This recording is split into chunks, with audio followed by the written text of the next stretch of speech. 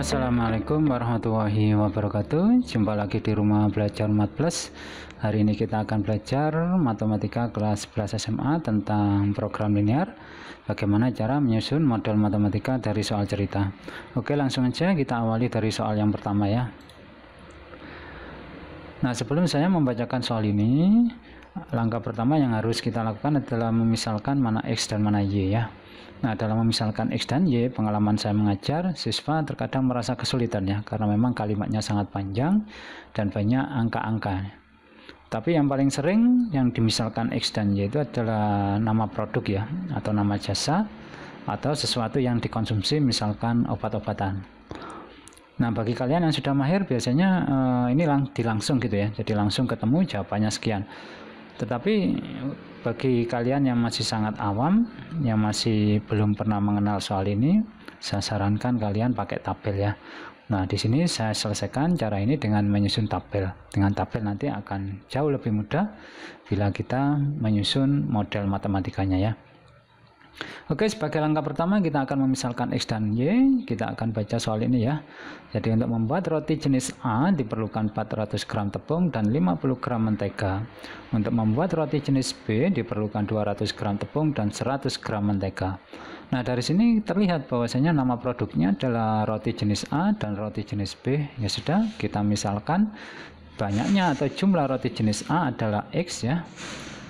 Sedangkan jumlah roti jenis B ini adalah Y-nya. Kemudian kita susun tabelnya. Kemudian untuk permisalannya ini letaknya adalah di sebelah sini ya. Oke, taruh di sini roti jenis A-nya adalah X dan roti jenis B-nya adalah Y. Kemudian untuk mengisi kolom-kolom ini kita sesuaikan aja dengan kalimat-kalimat yang ada di soal ya. Kita baca lagi. Untuk membuat roti jenis A diperlukan 400 gram tepung dan 50 gram mentega. Untuk membuat roti jenis B diperlukan 200 gram tepung dan 100 gram mentega.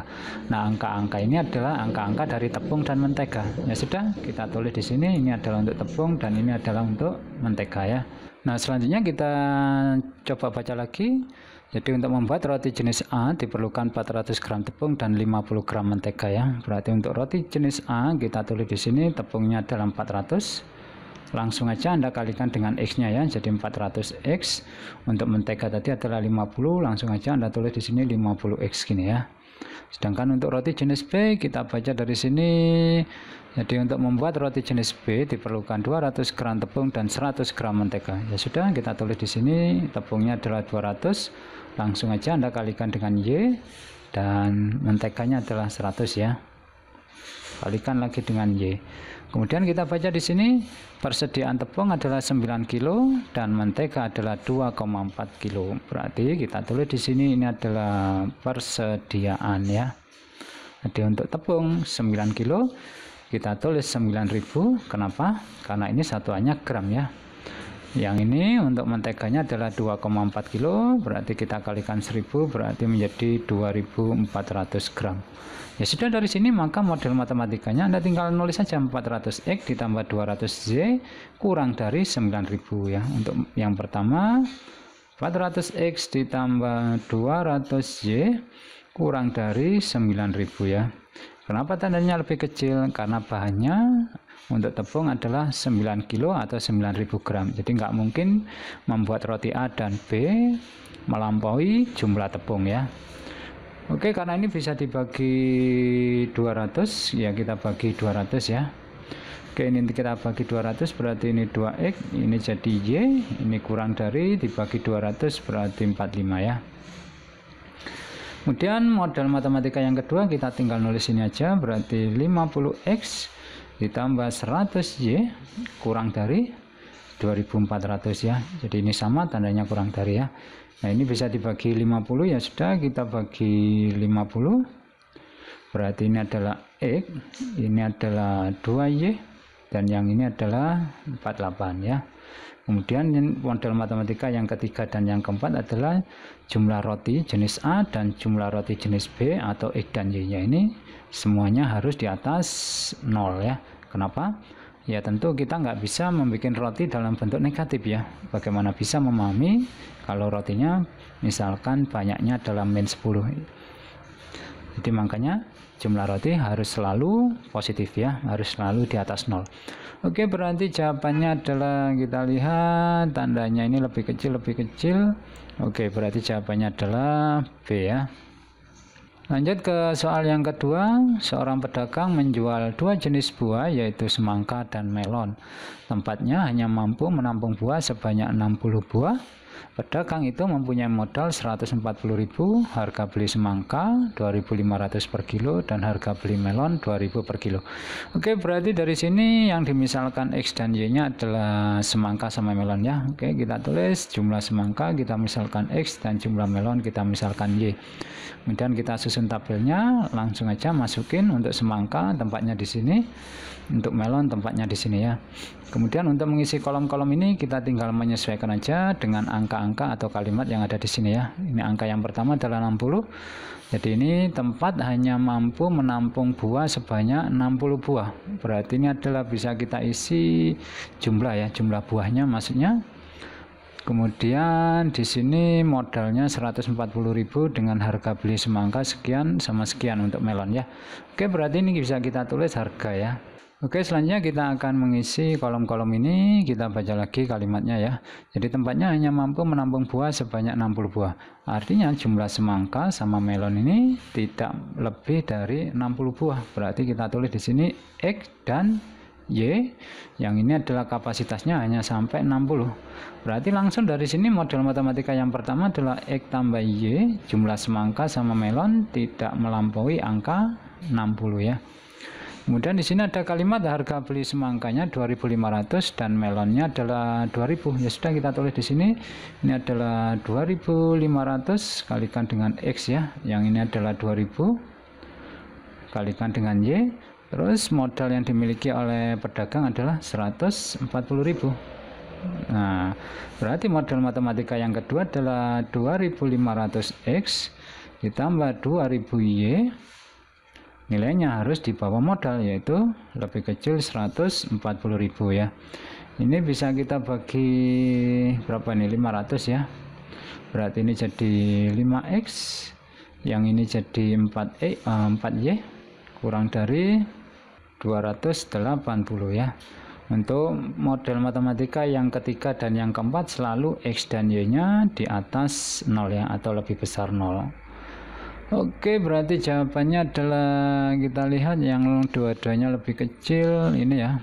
Oke, berarti jawabannya adalah D ya. Oke, lanjut ke soal yang ketiga.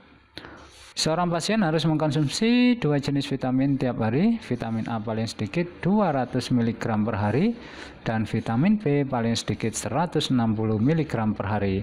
Tersedia 2 jenis kapsul, yaitu kapsul 1 mengandung 40 mg vitamin A dan 20 mg vitamin B. Kapsul 2 mengandung 20 mg vitamin A dan 40 mg vitamin B. Nah, dari sini dapat ditebak bahwasanya yang dimisalkan X dan Y-nya adalah banyaknya atau jumlah kapsul 1 dan jumlah kapsul 2. Sudah, kita misalkan jumlah kapsul 1 adalah X dan jumlah kapsul 2 adalah Y. Kemudian kita bikin tabelnya, kita masuki langsung untuk jumlah kapsul 1 tempatnya di sini, untuk kapsul 2 tempatnya di sini. Oke, untuk yang ini kita baca lagi dari sini ya. Jadi kapsul 1 mengandung 40 mg vitamin A dan 20 mg vitamin B. Oke, berarti ini adalah vitamin A dan vitamin B-nya ya. Oke, selanjutnya kita akan mengisi kolom-kolom ini ya. Kita baca lagi dari kalimat yang ini ya. Kapsul 1 mengandung 40 mg vitamin A dan 20 mg vitamin B. Ya sudah, kita isi di sini adalah 40 kalikan X ya, sama 20. Ini kalikan X juga.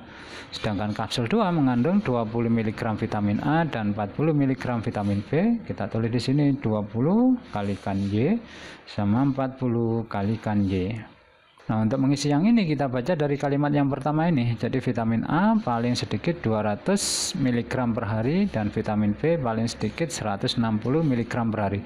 Di sini ada kata paling sedikit ya. Berarti nanti tanda pertidaksamanya adalah lebih besar. Oke, kita tulis di sini untuk vitamin A-nya adalah 200, yang ini adalah 160. Ya sudah, berarti modal matematika yang pertama adalah 40X ditambah 20Y lebih besar sama dengan 200 ya. Ini bisa kita bagi 20. berarti ini adalah 2x plus y, ini dibagi 20 adalah 10 ya. Kemudian model matematika yang kedua adalah yang ini, berarti 20x tambah 40y lebih besar sama dengan 160 ya. Oke, berarti ini kita bagi 20, berarti ini adalah x ditambah 2y lebih besar dari 8 ya. Untuk model matematika yang ketiga dan yang keempat, x dan y nya harus di atas 0 ya. Oke, dari sini terlihat bahwasanya jawabannya adalah langsung A ini ya. Oke, berikutnya soal nomor 4. Untuk membuat barang A diperlukan 6 jam pada mesin 1 dan 4 jam pada mesin 2, sedangkan untuk membuat barang B memerlukan 2 jam pada mesin 1 dan 8 jam pada mesin 2. Nah, dari sini kelihatan bahwasanya yang dimisalkan X dan Y-nya adalah jumlah barang A dan jumlah barang B. Oke, langsung aja kita tulis di sini jumlah barang A-nya adalah X dan jumlah barang B-nya Y. Kita bikin tabelnya, kemudian kita masukin X dan Y-nya di sini ya. Nah, selanjutnya dari kalimat yang pertama ini terlihat untuk membuat barang A diperlukan 6 jam mesin 1 dan 4 jam mesin 2. Berarti kolom ini kita tulis mesin 1 sama mesin 2 ya. Tadi untuk barang A diperlukan 6 jam mesin 1 dan 4 jam mesin 2. Ya sudah, kita tulis di sini ini adalah 6x ya. Yang ini adalah 4x.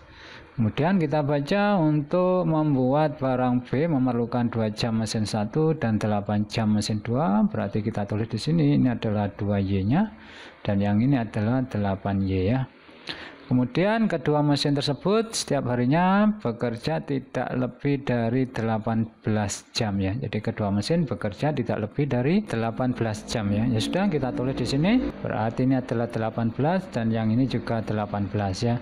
Berarti model matematikanya 6x ditambah 2y karena tidak lebih dari 18 jam, berarti ini tidak melampaui 18 jam ya. Berarti tandanya adalah lebih kecil sama dengan.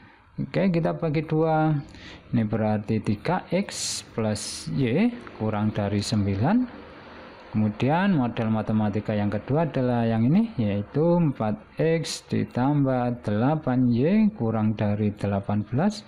Ini juga bisa kita bagi 2, berarti menjadi 2x plus 4y kurang dari 9. Untuk yang ketiga dan yang keempat sama saja, yaitu x dan y-nya harus di atas 0 ya. Berarti jawabannya adalah 3x plus y kurang dari 9 ya. Oke, kita lihat. Oke, jawabannya berarti C ya. Oke, masuk soal yang kelima. Luas suatu tempat parkir adalah 400 meter persegi. Untuk memarkirkan sebuah mobil sedan, rata-rata diperlukan tempat parkir seluas 10 meter persegi. Dan untuk bus rata-rata diperlukan tempat parkir seluas 20 meter persegi. Tempat parkir tersebut tidak dapat menampung lebih dari 24 kendaraan. Jika biaya parkir untuk sedan 3.000, untuk bus 5.000, maka model matematika uraian di atas agar pendapatan tukang parkir maksimum adalah. Oke, dari sini terlihat bahwasanya yang dimisalkan X dan Y-nya adalah jumlah sedan sama jumlah bus ya. Oke, kita tulis saja jumlah sedan adalah X dan jumlah bus adalah Y. Kemudian kita bikin tabelnya, kita masukin X dan Y-nya di sini ya. Nah, untuk yang ini kita tinggal menyesuaikan aja dengan kalimat-kalimatnya. Yang pertama, saya akan baca dari sini. Untuk memarkirkan sebuah mobil sedan, tempat parkirnya dibutuhkan seluas 10 meter persegi, sedangkan untuk bus memerlukan tempat parkir sebanyak 20 meter persegi. Berarti dari sini bisa saya tulis luasnya ya. Jadi luasnya untuk sedan tadi 10 ya, berarti 10x, untuk bus 20 kalikan dengan Y ya. Terus di sini luas tempat parkirnya adalah 400 ya, berarti total maksimum tempat parkirnya adalah 400 meter persegi. Kemudian untuk yang ini kita isi dengan kita baca dari sini, tempat parkir tersebut tidak dapat menampung lebih dari 24 kendaraan. Berarti ini bisa kita tulis jumlah ya. Berarti jumlah sedan yaitu X dan jumlah bus yaitu Y tidak melampaui angka 24 kendaraan ya. Oke, berarti dari sini model matematika yang pertama adalah 10x ditambah 20y. Karena luasnya maksimal hanya 400, berarti ini tandanya lebih kecil ya. Berarti kita bagi 10, berarti ini x ditambah 2y kurang dari 40. Kemudian yang ini X ditambah Y kurang dari 24, X dan Y nya harus di atas 0 ya. Oke, berarti jawabannya adalah X tambah 2Y kurang dari 40, X tambah Y nya kurang dari 24. Oke, jawabannya berarti adalah D ya. Oke, masuk soal yang ke-6. Seorang praktikan membutuhkan dua jenis larutan, yaitu larutan A dan larutan B. Nah, dari sini terlihat ya, jadi nama produknya adalah larutan A dan larutan B. Langsung aja kita misalkan larutan A-nya adalah X dan jumlah larutan B-nya adalah Y. Langsung aja kita masukin X dan Y-nya di sini. Kemudian untuk mengisi yang ini kita baca lagi dari sini ya, larutan A mengandung 10 ml bahan 1 dan 20 ml bahan 2. Nah, berarti dari sini terlihat kolom yang ini diisi adalah bahan 1 dan bahan 2 ya. Larutan A tadi membutuhkan 10 ml bahan 1 dan 20 ml bahan 2. Oke, berarti di sini kita tulis 10 kalikan dengan X-nya ya. Dan yang ini adalah 20 kalikan dengan X-nya juga. Kemudian kita baca sedangkan larutan B mengandung 15 ml bahan 1 dan 30 ml bahan 2. Ya sudah, kita tulis di sini 15 kalikan dengan Y ya, sama 30 kalikan dengan Y. Kemudian larutan A dan larutan B akan digunakan untuk membuat larutan C yang mengandung bahan 1 sedikitnya 40 ml dan bahan 2 sedikitnya 75 ml. Oke, berarti ini adalah banyaknya bahan 1 ya. Banyaknya bahan 1 adalah 40 ya, sudah kita tulis di sini 40. Terus untuk bahan 2 paling sedikit adalah 75 ya. Oke, berarti dari sini kita bisa menyusun model matematikanya. Untuk yang pertama adalah 10X ditambah 15Y, karena ada keterangan bahwasanya bahan 1 sedikitnya 40 ml. Artinya dia boleh di atas 40, berarti tandanya adalah lebih dari ya. Nah, ini bisa kita bagi 5. Oke, berarti ini jadi 2X plus 3Y kuranglah lebih besar dari 8.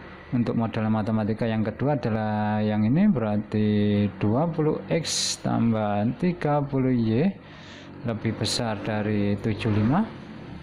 Berarti ini bisa kita bagi 5 juga ya, berarti ini jadi 4X plus 6Y lebih dari 15. Untuk yang ketiga dan yang keempat, X-nya harus di atas 0, demikian juga dengan Y-nya. Oke, berarti tandanya dua-duanya adalah lebih besar, berarti kita lihat yang lebih besar ini doang ya.